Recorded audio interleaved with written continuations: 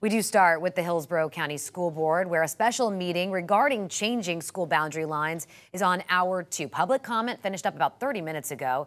Superintendent Addison Davis says the goal is to save the district between $12 and $13 million a year. Today, the board's considering scenario 4 created by the superintendent. 10 Tampa Bay reporter Eric Glasser is live at school board headquarters in Tampa. And Eric, parents and kids, they're pushing back, questioning if changes are worth those savings.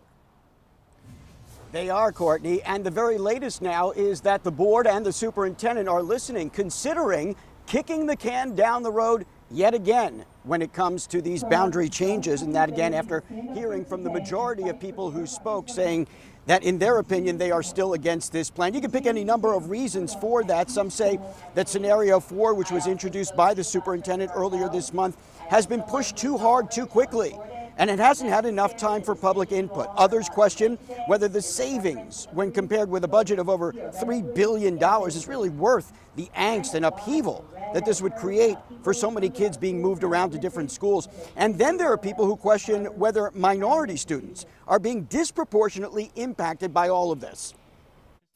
We can see where things are being tilted in such a way that it's going to hurt the African American community. And I want to challenge you all to be creative. Think outside the box and do something more beneficial than just save a couple dollars. The school board is responsible for finding a solution that appeases all board members, and our students, teachers, and community deserve a definitive conclusion to this process. So after listening to public comments, Superintendent Addison Davis suggested board members pump the brakes on today's discussion. Instead of voting for a first reading today and then a second reading on March 9th, the superintendent suggested holding yet another workshop on March 9th, which would give them more time to work out more details, more opportunities for the public to have input.